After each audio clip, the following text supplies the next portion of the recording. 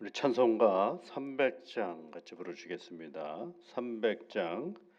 내 마음이 낙심되며 근심에 눌릴 때 주께서 내게 오사 위로해 주시네. 300장 찬송입니다. 내 마음이 낙심되며 근심에 눌릴 때 주께서 내게 오사 위로해 주시네.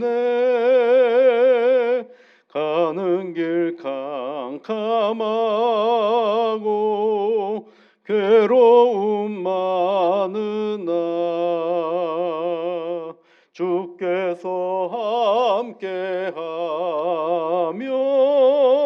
내 짐을 지시네. 그네가 내게 족하네. 그네가 족하네. 이 괴로운 세상 지날 때 그네가 족하네. 희망이 사라지고 친구 날 버릴 때 주 내게 속삭이며 새 희망 주시네. 싸움이 맹렬하여 두려움 떨 때에 승리의 왕이 되신 주 음성 들리네. 그네가 내게 족하네. 그네가 족하네. 이 괴로운 세상 지날 때 그네가 족하네.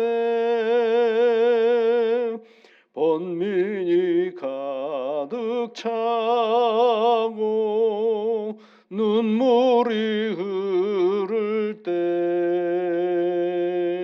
주 나의 곁에 오사 위로해 주시네. 환난이 닥쳐와서 어려움 당할 때 주님의 능력 입어 원수를 이기네. 그네가 내게 족하네. 그네가 족하네. 이 괴로운 세상 지날 때 그네가 족하네.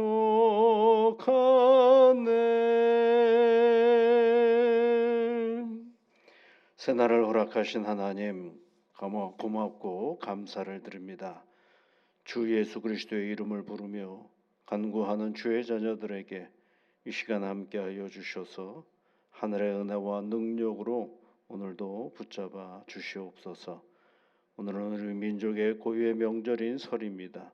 가족이 서로 만나고 함께하는 시간을 통하여 복을 누리게 하여 주옵시고 예수 그리스도를 믿는 우리가 격려하고 힘을 주고 용기를 주는 귀한 덕담을 나누는 복된 시간이 되어줄 수 있도록 성령 하나님께서 함께하여 주시옵소서. 사랑하는 우리 성도님들, 친지들을 만나고 가족들을 만나고 이동할 때에 하나님께서 안전에 안전을 더하여 주시고 복의 복으로 이끌어 주시며 함께하는 시간들을 통하여 하늘의 은혜를 함께 나누는 복된 귀한 만남들이 되어줄 수 있도록 성령 하나님께서 함께하여 주옵소서. 이른 아침에 하나님의 간구하고자 이 자리에 나온 주의 자녀들입니다. 주의 성령께서 함께하여 주시고 이 믿음의 길을 통하여 하나님 영광 받아 주옵시며 하늘의 은혜와 능력을 늘 맛보아 알아가는 우리의 삶의 터전이 되어 줄 수 있도록 은총을 내려 주옵소서. 예수 그리스도의 이름으로 기도하옵나이다. 아멘. 하나님의 말씀은 마태복음 13장 44절부터 52절까지 말씀입니다. 44절부터 52절까지 함께 같이 읽어보겠습니다. 천국은 마치 밭에 감추인 보화와 같으니 사람이 이를 발견한 후 숨겨두고 기뻐하며 돌아가서 자기의 소유를 다 팔아 그 밭을 사느니라. 또 천국은 마치 좋은 진주를 구하는 장사와 같으니 극히 값진 진주 하나를 발견함에 가서 자기의 소유를 다 팔아 그 진주를 사느니라. 또 천국은 마치 바다에 치고 각종 물고기를 모는 그물과 같으니 그물에 가득함에 물가로 끌어내고 앉아서 좋은 것은 그릇에 담고 못된 것은 내버리느니라. 세상 끝에도 이러하리라. 천사들이 와서 의인 중에서 악인을 갈라내어 풀무불에 던져 넣으리니 거기서 울며 이를 갈리라.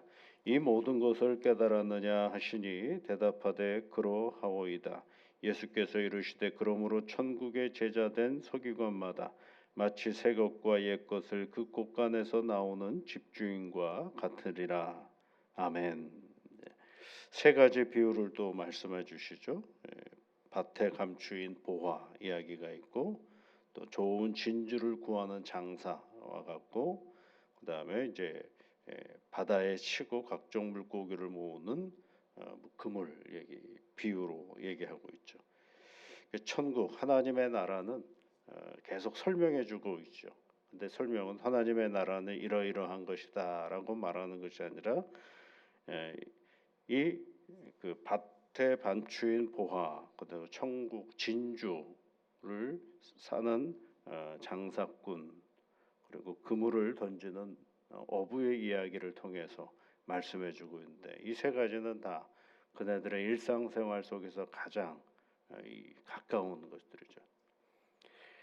이 팔레스타인 지역은 전쟁에 늘 있던 지역입니다. 그러다 보니까 자기의 가장 큰 귀한 것들을 어디다 보관을 했느냐면 땅에다 묻어두는 것이 가장 안전한 그런 방법이었다고 얘기를 합니다.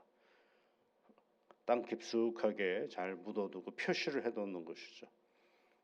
그런데 이제 전쟁에서 사람이 살아올 수도 있지만 죽을 수도 있잖아요. 죽으면 그게 다 없어져 버리는 것 아니겠어요? 그러다가 보면 이제 다 어떤 다른 사람이 그것들을 차지하는 경우들이 많죠. 이게 땅에 묻는다라는 표현에 여러분 또 어디에 있습니까? 한 달란트 받아가지고 땅에 묻는 사람도 있죠.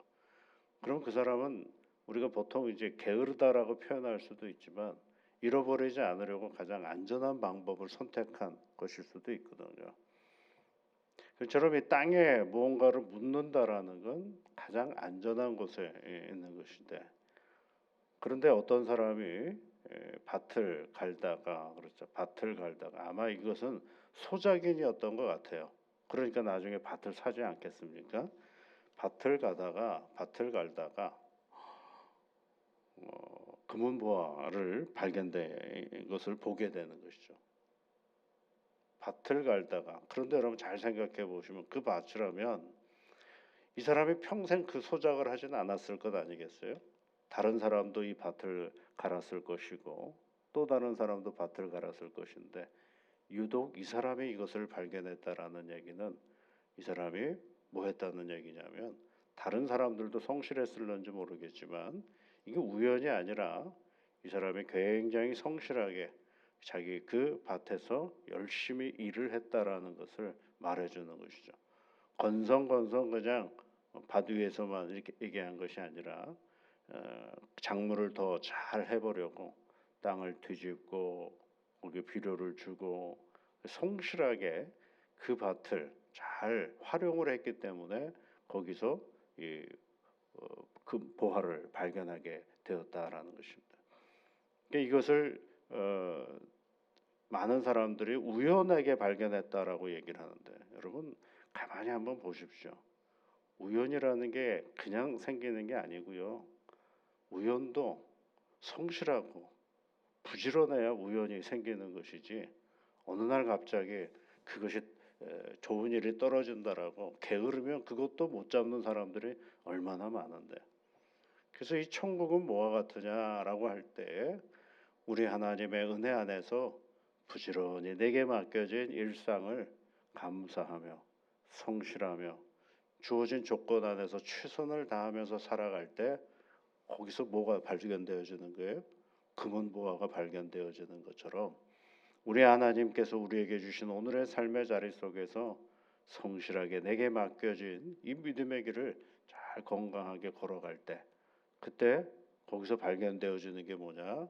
하나님의 나라가 발견되어지는 것이다라는 거예요. 이 세상 사람은 대충 살고 저기 가는 것이 하나님의 나라가 아니라 여기서 정말 최선을 다하여 가족을 잘 돌보고 내게 맡겨진 일상을 성실하게 잘 감당하면서 살아갈 때 그러면서 살아갈 때 뭐가 되는 거예요? 거기서 참된 보화를 발견되는 거죠. 그러니까 그 보화가 발견되어지니까 어떻게 하겠어요?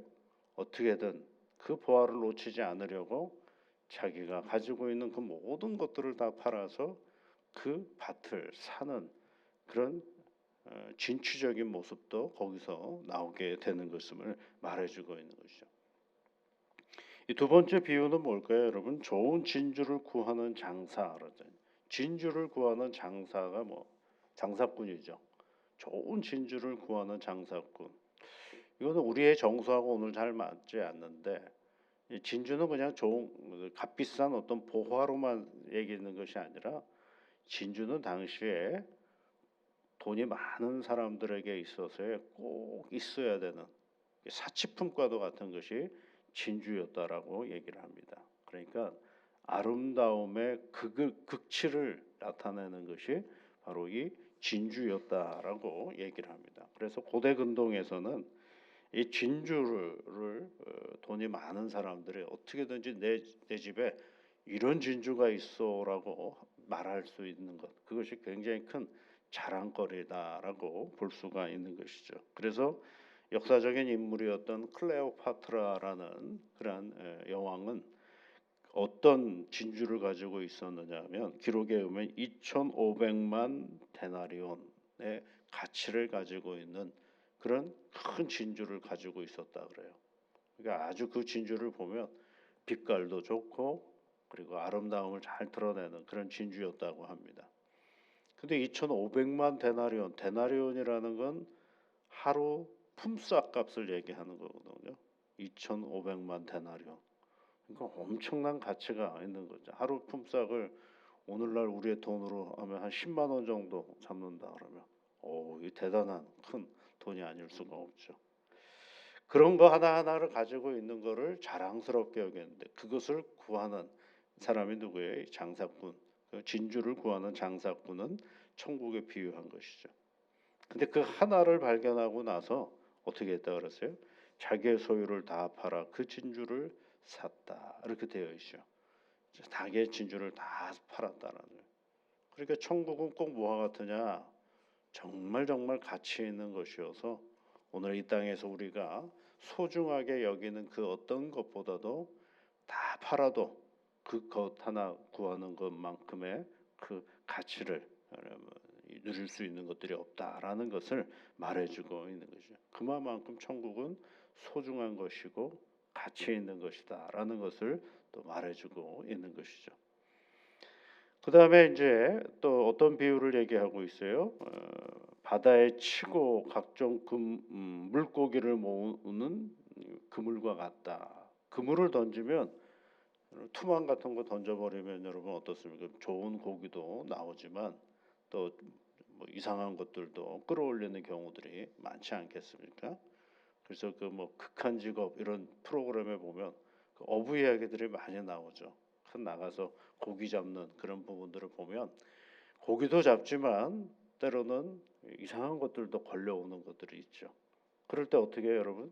그물 안에 다 들어왔기 때문에 다 같이 있는 건 아니지 않겠습니까? 이 이야기는 뭐냐고 하냐면 천국은 모두에게 열려져 있다. 그 얘기를 하는 거죠. 모두에게 열려져 있지만 마침내 그 천국 안에 들어와 있는 모든 것들 중에는 물고기도 있지만 기타 등등 필요 없는 것들도 있어. 그래서 그 있는 것들 중에 반드시 구별됨이 있다라는 것입니다. 모두가 천국 한다고 다 천국이 아니라 누군가는 하나님의 부르심 안에서 천국에 들어가는 존재도 있지만 버려지는 존재도 있다라는 사실을 말해주고 있는 것을 말씀해주고 있는 것입니다. 이거는 꼭 뭐하고 같으냐면 가라지하고 곡식 비유하고 비슷하죠. 그것도 모두가 다 같이 자랐지만 결국은 곡간에 넣는 그런 곡식도 있고 불에 타버리는 가라지도 있는 것처럼 천국에는 모두가 열려 있지만 반드시 구별되고 심판하는 그런 때가 있음을 우리에게 또 말씀해주고 있는 것입니다. 그렇게 말씀하시면서 예수님의 제자들에게 이렇게 얘기를 하시는 거죠. 52절 말씀에 그러므로 천국의 제자된 서기관마다 그렇게 돼 있죠. 천국의 제자된 서기관, 이게 누구냐면 예수님의 제자들이에요. 여기 비유를 다 들었던 예수님의 제자들을 서기관이라고 얘기해요. 서기관은 뭐 하는 사람들이냐면 율법을 가르쳐 주는 사람들이거든요. 그러니까 이제 너희들은 이 천국 비유를 들었으니까 세상에 나가서 그 천국 비유를 전하라라고 얘기하시면서 새 것과 옛 것을 그 곳간에서 내오는 집주인과 같다라고 돼 있어요. 새 것 뭐예요? 이거 예수님에게 들은 비유의 말씀. 옛 것은 뭐예요? 율법의 말씀. 이것들을 다 끄집어내어내는 주인과도 같이 이 세상 속에서 하나님의 나라를 증거하며 살아가라라고 가르쳐주고 있는 말씀인 것입니다. 사랑하는 성도 여러분, 오늘 우리가 살아가는 이 세상은 우리가 얼른 살고 저 멀리 있는 하나님의 나라로 가는 것의 과정으로서의 이야기가 아니라 천국은 하나님의 은혜를 가지고 이 땅에서 발견하며 살아가는 믿음의 자리다라는 것을 말해주고 있는. 그래서 우리가 주기도문에서 배우지 않습니까? 하나님의 이름이 이 땅에서 거룩하여지기를, 하나님의 나라가 이 땅에 임하기를, 하나님의 나라, 하나님의 뜻이 이 땅에서 이루어지기를라고 얘기하지 않았어요? 그것처럼 오늘도 이 믿음의 길을 걸어가면서 저 우리가 마침내 가야 할 천국을 사모하면서 이 땅에서 하나님의 나라를 이루어가는 복된 새 하루가 되시기를 주의 이름으로 축복합니다. 같이 기도하겠습니다. 하늘에 계신 우리 아버지, 아버지의 이름을 거룩하게 하시며 아버지의 나라가 오게 하시며 아버지의 뜻이 하늘에서와 같이 땅에서도 이루어지게 하소서. 오늘 우리에게 일용할 양식을 주시고 우리가 우리에게 잘못한 사람을 용서하여 준 것 같이 우리 죄를 용서하여 주시고 우리를 시험에 빠지지 않게 하시고 악에서 구하소서. 나라와 권능과 영광이 영원히 아버지의 것입니다. 아멘.